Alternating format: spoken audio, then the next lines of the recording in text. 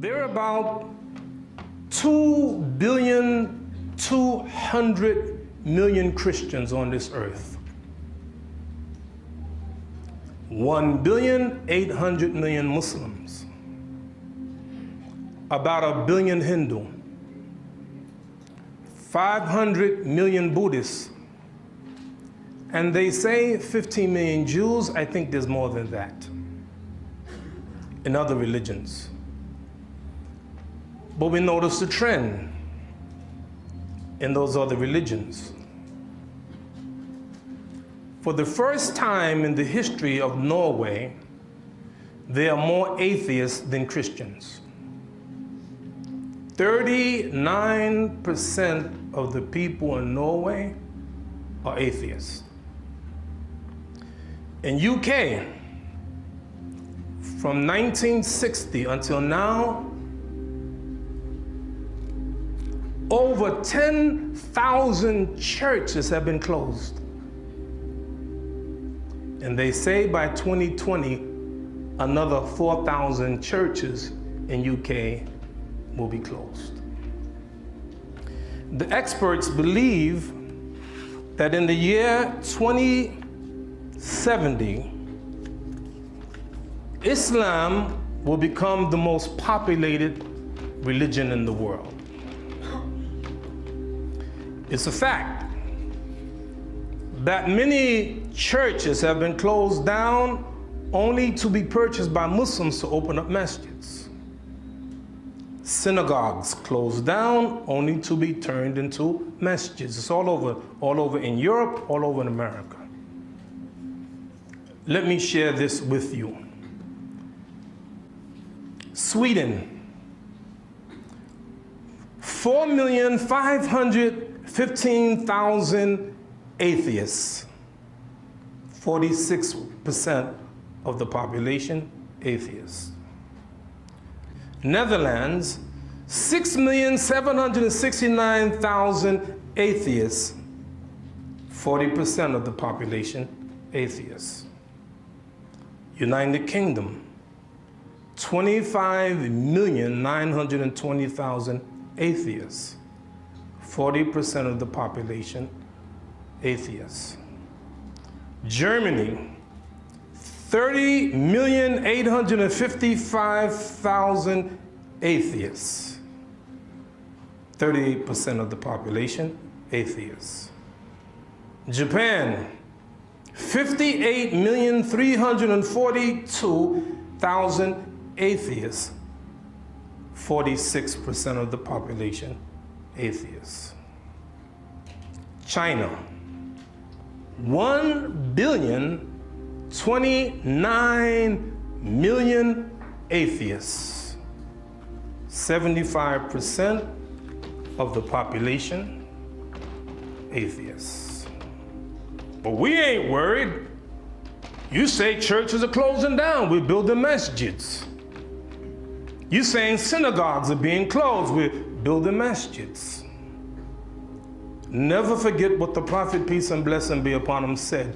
You will follow those who came before you step by step and inch by inch, so that if they crawled in the hole of a lizard, you'll fall right behind. I'm concerned about this ummah.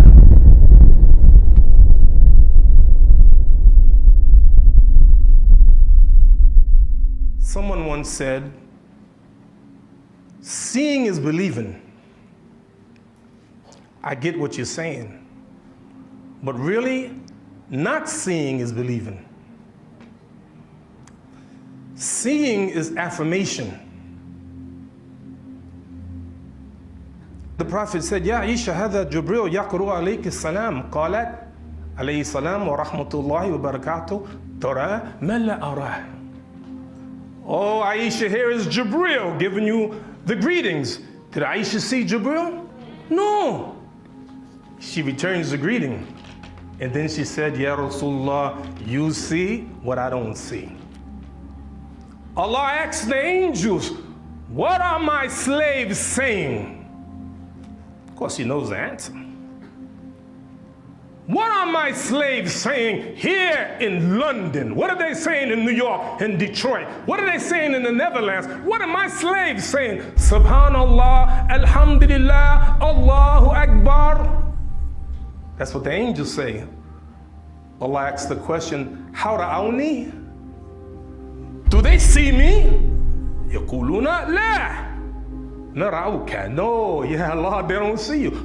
What if they saw me? Oh, they'll be strong in singing praises to you.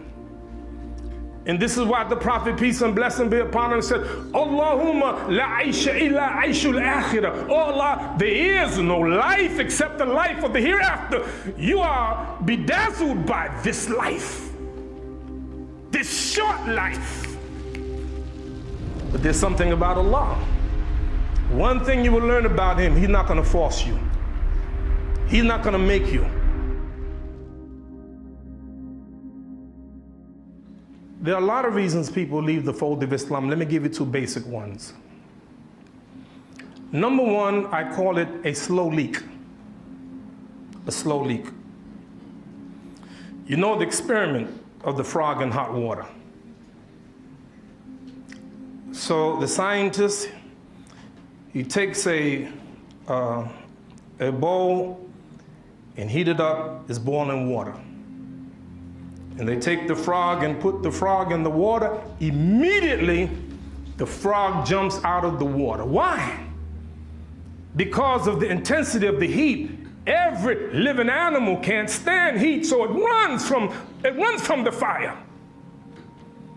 And then the scientist takes a bowl of cool water and put the frog in the water, and the frog starts chilling.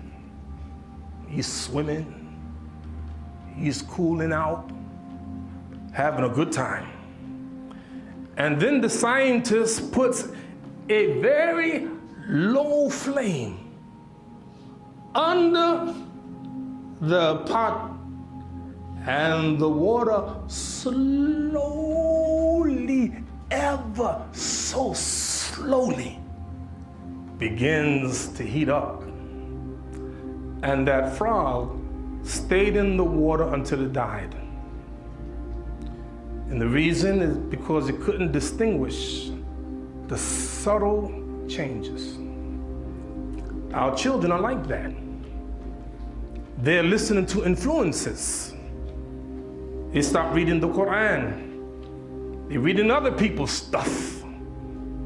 And they're losing faith, and it's a slow leak, and all of a sudden, this Wednesday I'm at my masjid, after Salatul Dhuhr, a brother comes to me and said, Imam, I need your help. I'm losing my son, he's 22 years old. I want you to make dua. I was in Newark Airport one day, and I'm standing at the terminal. I'm in the wrong terminal, so a man comes by. He said, sir, do you need help? I said, yes. He said, get in the car. I have to go to Sunset's terminal. He said to me, Assalamu alaikum. I'm a Muslim from Saudi, and he don't know Imam Siraj, but I look like a Muslim. He said, me and my wife been married for years, and we have no children. Please make dua for me. A complete stranger. Qala rabbukum ud'uni astajib lakum. Your Lord said, call upon me, I will answer. Allah is my witness. I made dua for this brother and his wife over a week, every day, all day long. A stranger. Because this is where the ummah is, a stranger. I'm driving my car. I drive from New York City to Atlanta, Georgia, 900 miles. And I stop at North Carolina to rest, to get some fuel, and to make my salat. And there I go. I went to the side, and I'm making my salat, Allahu Akbar. And when I finish the salat, I see 13 strange Muslims who are joined in the salat. They don't know me. We're Muslims, and we're praying to Allah, to the Qibla. So they joined me. So we have to make dua. Allah is telling us to ask Him. You, every one of you, know right now people who used to practice no longer practice.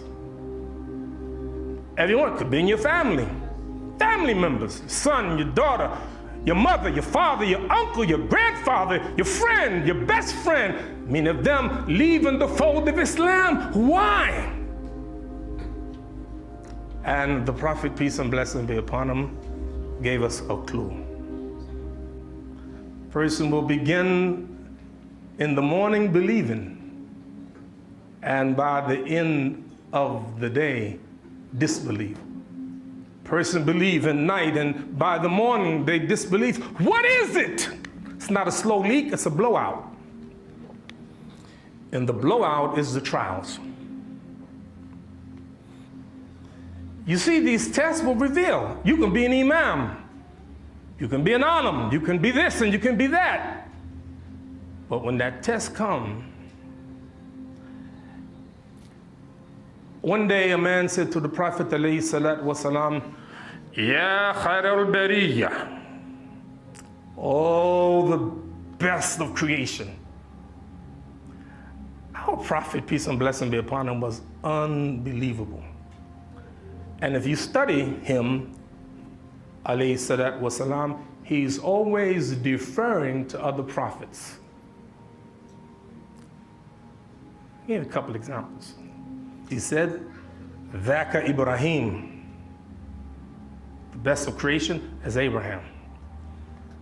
The Prophet, peace and blessing be upon him, said, every human being that is born is touched by shaitan at birth, except who? Huh? Jesus and Mary. Someone asked the Prophet, Man akramu nas, who is the most honorable of people? He said, Yusuf, a prophet, the son of a prophet, the grandson of a prophet, the great-grandson of a prophet. Ahabu salat ilallah, salatu Dawood. Ahabu siyam ilallah, siyamu Dawood. The best prayer to Allah is the prayer of David. The best fast is the fast of David. He's always given some preference to, I give you more, I go all day long. So he said, Dhaka Ibrahim. I asked myself the question, why? What is he trying to teach us? What lessons should we learn from that?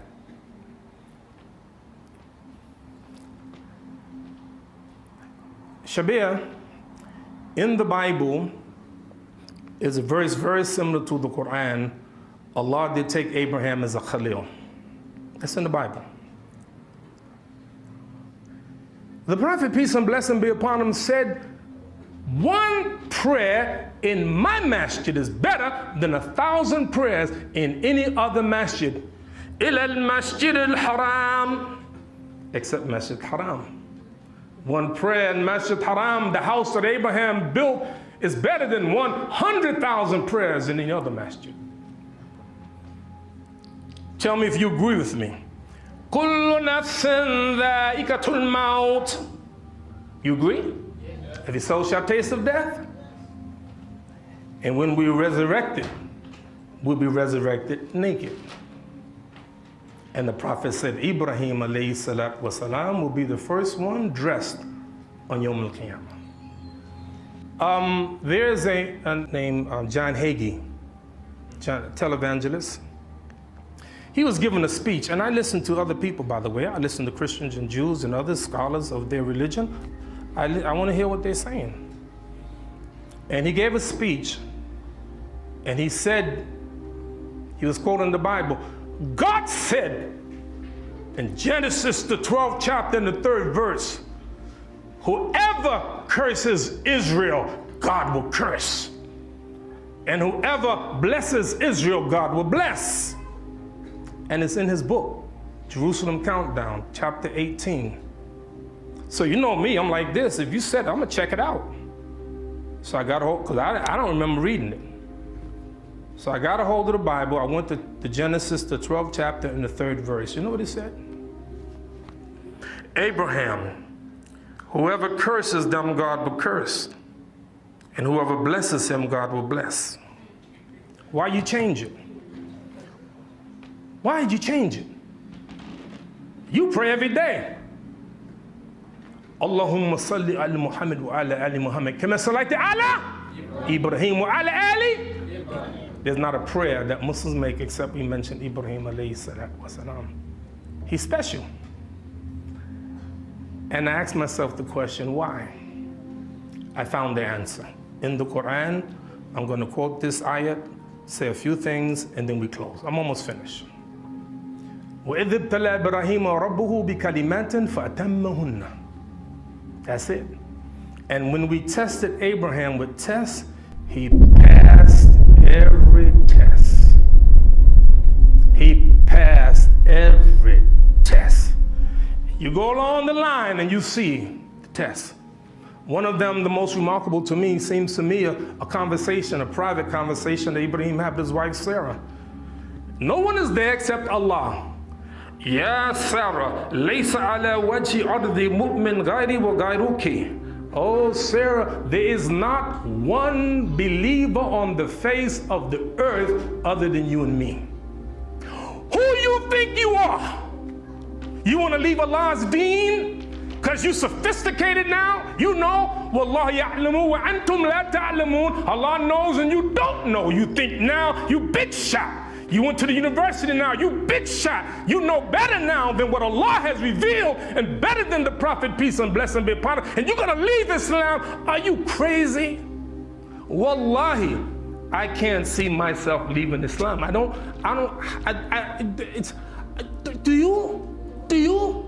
Do you see yourself leaving Islam? How? How is it possible? But the key is the test.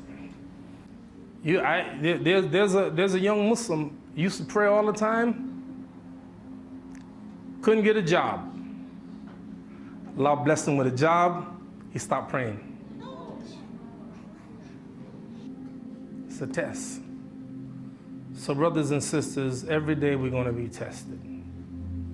Don't lose your faith.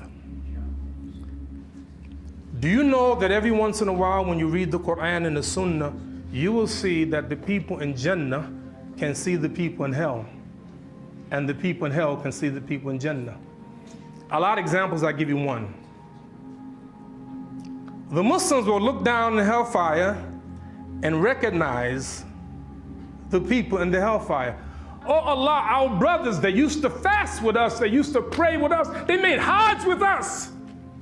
Now I'm saying, I know what Allah's gonna say. You don't know what they did after that. But instead of Allah saying that, when the believers made, calling on Allah, Allah said, "Akhriju minha man araftum." Take out of the hellfire all that you recognize.